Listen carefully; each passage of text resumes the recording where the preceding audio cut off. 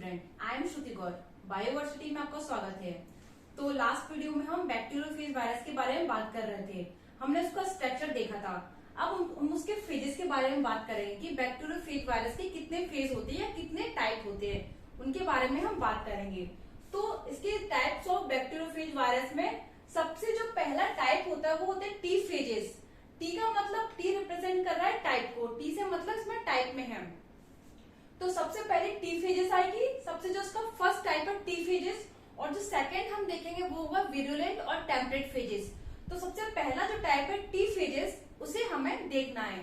तो bacteriophage virus को किस में डिवाइड किया है? दो फेजेस में डिवाइड किया गया है।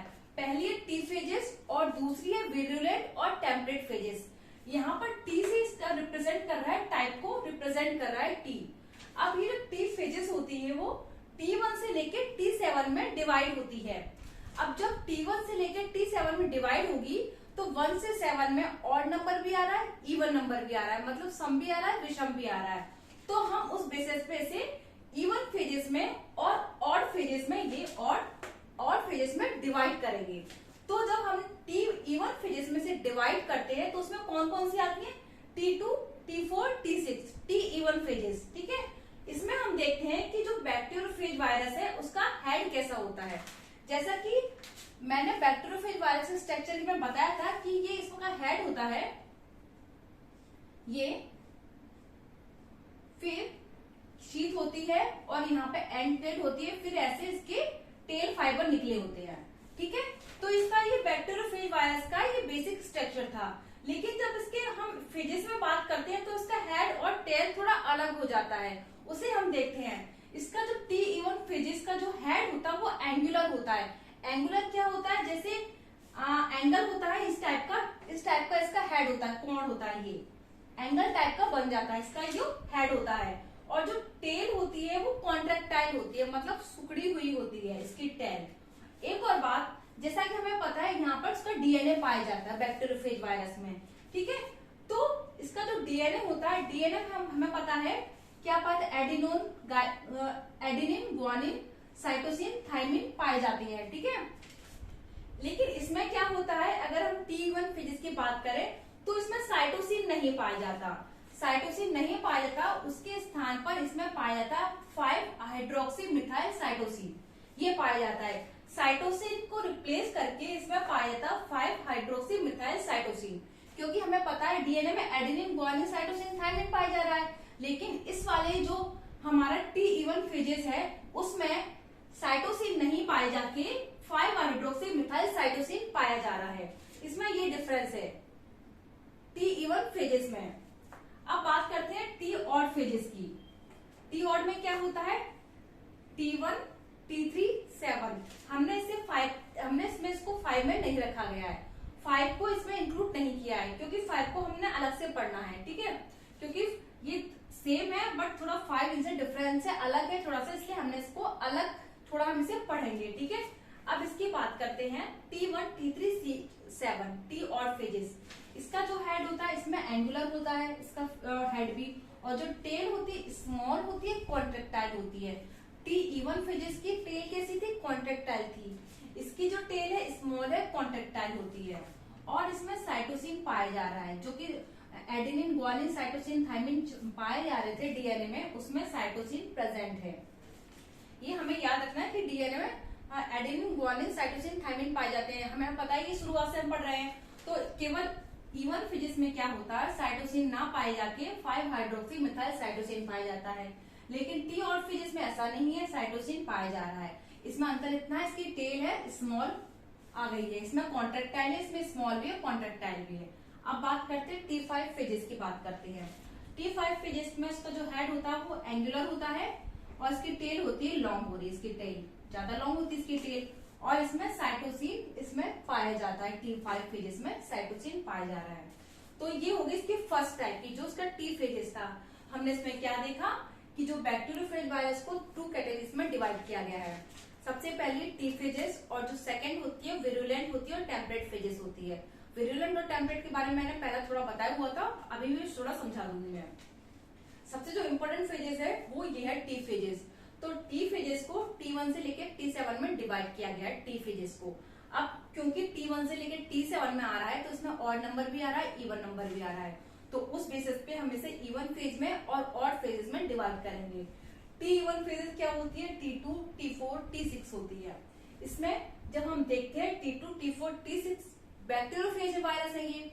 इनका हेड क्या होता है, एंगुलर होता है, टेल होती है, कॉन्ट्रेक्टाइल होती है। किसकी, T1 फेजेस जो बैक्टीरियोफेज है उसका, बैक्टीरियोफेज का टाइप ही है ना T1 फेजेस, तो उसका हेड एंगुलर होता है, टेल कॉन्ट्रेक्टाइल होती है। इसमें एक अंतर पाया जा रहा है, इसमें जो साइटोसिन है वो नहीं पाया जाता, उसके स्थान पर 5 हाइड्रोक्सी मिथाइल साइटोसिन पाया जाता है। हमें ये याद करते हुए रखना कि 5 T1 फेजेस में 5 हाइड्रोक्सी मिथाइल साइटोसिन पाया जाता है, साइटोसिन नहीं पाया जाता। अब बात करते हैं टी ऑड फेजेस की। टी ऑड फेजेस में क्या होता है, T1, T3, T7 सॉरी, इसका जो हेड होता है एंगुलर होता है, टेल होती है स्मॉल होती है, कॉन्ट्रेक्टाइल होती है। इसमें साइटोसिन पाया जा रहा है जो कि डीएनए में पाया जाता है, adenine guanine cytosine thymine sequence में पाई जाती है, तो इसमें साइटोसिन पाया जा रहा है। अब हम बात करते हैं T5 फेजेस के बारे में। T5 फेजेस में हेड एंगुलर होता है, एंगल के शेप का होता है, टेल होती है लॉन्ग होती है, और इसमें साइटोसिन प्रेजेंस रहता है, साइटोसिन। अब बात करते हैं इसके सेकंड टाइप की। पहला टाइप टी फेजेस होगा, सेकंड वो होगा विरुलेंट और टेम्परेट फेजेस। इसे मैं क्लीन कर देती हूँ, इसको रहने से कंफ्यूजन नहीं होगा।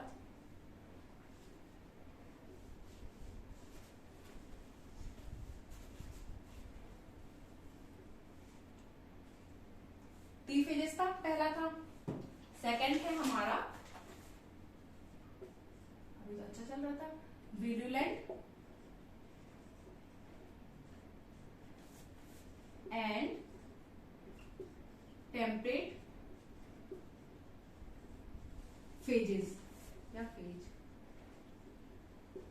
ठीक है, फर्स्ट क्या था, टी फेजेस, सेकंड है विरुलेंट और टेम्परेट। मतलब विरुलेंट का मतलब वायरस, मतलब जो हिंसा फैलाता है। क्या करता है विरुलेंट फेजेस क्या होता है, ये जब बैक्टीरिया सेल में जाता है तो उसे डिस्ट्रॉय कर देता है। ये जो विरुलेंट फेजेस में जो वायरस होता है, जब ये बैक्टीरिया सेल के अंदर जाता है तो उसे डिस्ट्रॉय करता है, और उसमें मतलब सारा अपना जो भी इसका विरुलेंट वायरस का ही इसमें जो भी एंटर होता है, विरुलेंट वायरस का ही सारा जो डीएनए उसका एंटर होता है, और ये बैक्टीरिया सेल को पूरी तरीके से डिस्ट्रॉय कर देता है। लेकिन टेम्परेट में क्या होता है, ये ऐसा नहीं है, ये बैक्टीरिया सेल को डिस्ट्रॉय नहीं करता। इसे हम नॉन विरुलेंट भी बोल सकते हैं, टेम्परेट को हम नॉन विरुलेंट भी बोल सकते हैं। विरुलेंट क्या करता है, जो बैक्टीरिया सेल होती है डिस्ट्रॉय कर देता है, और टेम्परेट ऐसा नहीं करता, उसे डिस्ट्रॉय नहीं करता। अब कोई फेजेस बताइए जरा, मैं देख लेती हूँ। ओके, हाँ टेम्परेट विरुलेंट पढ़ लिया हमने। अब एक साइंटिस्ट थे, तो ये हो गए हमारे टू टाइप हो गए, टी फेजेस हो गए, और सेकंड हो गए विरुलेंट और टेम्परेट। इसमें इतना हमें केवल ये याद रखना है, विरुलेंट मतलब वायरस जो बैक्टीरिया सेल को डिस्ट्रॉय कर देता है, और टेम्परेट जो कि बैक्टीरिया सेल को डिस्ट्रॉय नहीं करता। इसे हम नॉन विरुलेंट, ए विरुलेंट भी कह सकते हैं। ठीक है, अब आता है एक साइंटिस्ट थे लोव, दोस्तों मैं चेंज कर लेती हूँ मार्कर।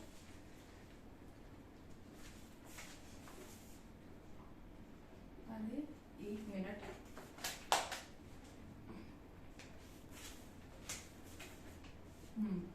लोव, ये साइंटिस्ट थे, इन्होंने 1953 में वायरस को 3 कैटेगरीज में डिवाइड किया गया था। Divide in 3 categories. ठीक है, 3 कैटेगरीज में डिवाइड किया गया था। पहले थी एक्स्ट्रा सेल्यूलर,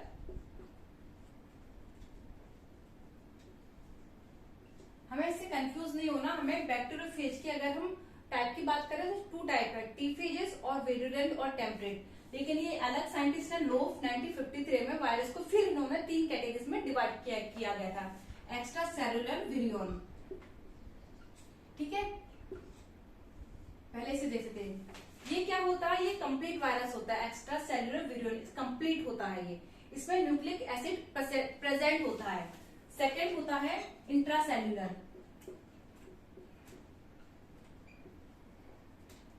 इंट्रासेल्युलर विरियोन। थर्ड होता है वेजिटेटिव, आई थिंक सो। अच्छा, एक्स्ट्रा सेल्युलर नहीं होता है, एक्स्ट्रा सेल्युलर होता है इसके बाद में होता है हमारा वेजिटेटिव विरियोन। थोड़ा सीक्वेंस में अंतर आ गया था। विरियोन, और जो थर्ड टाइप है हमारा प्रोफेज। तो ये 3 कैटेगरीज में डिवाइड किया गया था इसमें। अब एक्स्ट्रा सेल्युलर में क्या था? एक्स्ट्रा सेल्युलर विरियोन में न्यूक्लिक एसिड एंड प्रोटीन दोनों प्रेजेंट थे। प्रोटीन प्रेजेंट, शॉर्ट में लिख देती हूं। ये कंप्लीट वायरस था क्योंकि इसमें न्यूक्लिक एसिड और प्रोटीन दोनों प्रेजेंट थे। वेजिटेटिव में क्या था? वेजिटेटिव में केवल न्यूक्लिक एसिड प्रेजेंट था।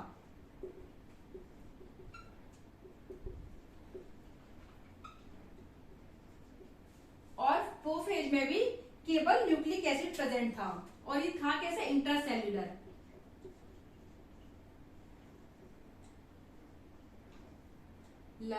एंड इसमें न्यूक्लिक एसिड प्रेजेंट था।